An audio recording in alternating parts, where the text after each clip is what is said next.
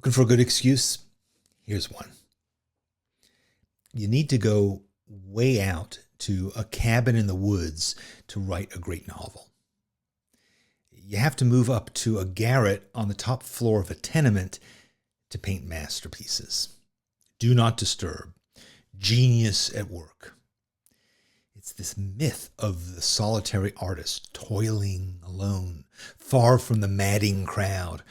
We've all heard it, and yet I gotta wonder, is solitude really the key to creativity? Case in point, Vincent van Gogh left the Netherlands, and for 3 years he had been trying to teach himself to paint, essentially on his own. He briefly had a mentor who then grew tired of his bizarreness, and he rejected him. And then Vincent enrolled in an art school, but he clashed with his teacher for his unorthodox style of painting.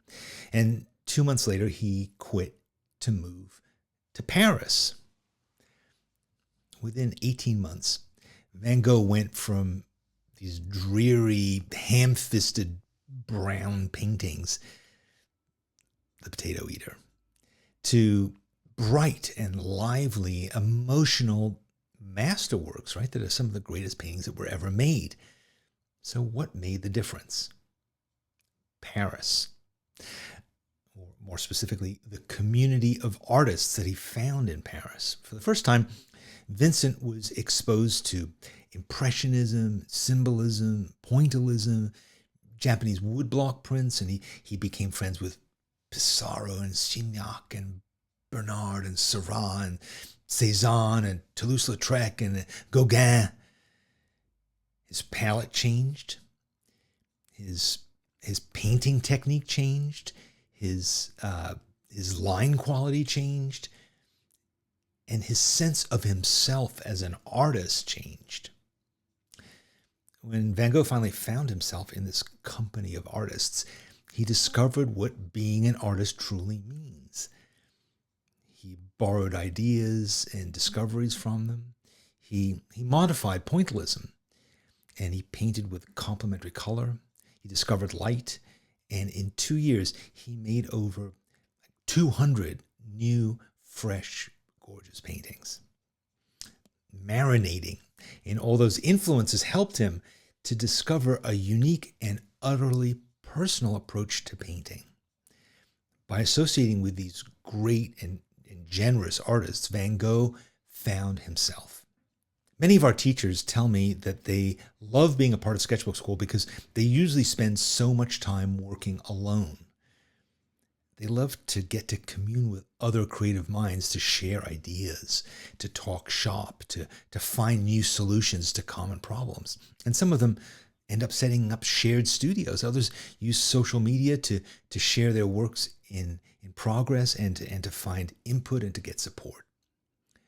Now, for a lot of beginners, sharing art can seem like a really scary business. We're afraid of being judged or seeming to be sort of presumptuous by putting on the artist's mantle. But remember the explosive effect of creative community on Van Gogh.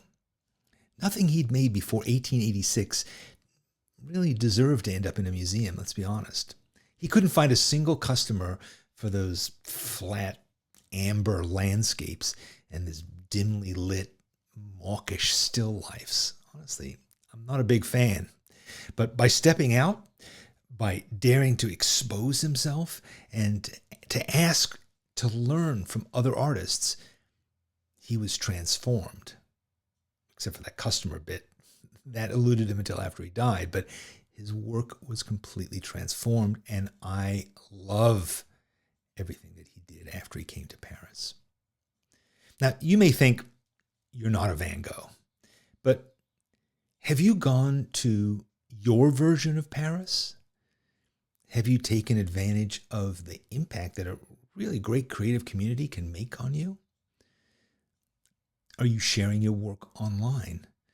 Are you reaching out to artists you admire to have dialogue? There's so many things that you can do to feel more confident as an artist and to expand your sense of yourself. It's time to get out of your garret.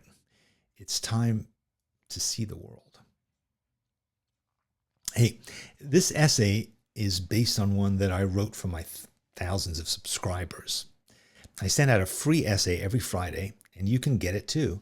All you have to do is go to dannysessays.com and sign up, and I'll send you the first one, maybe even today. Thanks so much for watching. Thanks for joining me, and I hope that you will join the rest of us in the great sprawling community of artists. We all want to help each other. I want to help you, and I know that the many artists who I meet are so generous and so interested in helping other people get what they can out of art. It doesn't have to be scary. You just have to put yourself out there a little bit. I know you can, and I know it will make a huge difference in your life too. Vincent van Gogh, be like Vinny. See you later.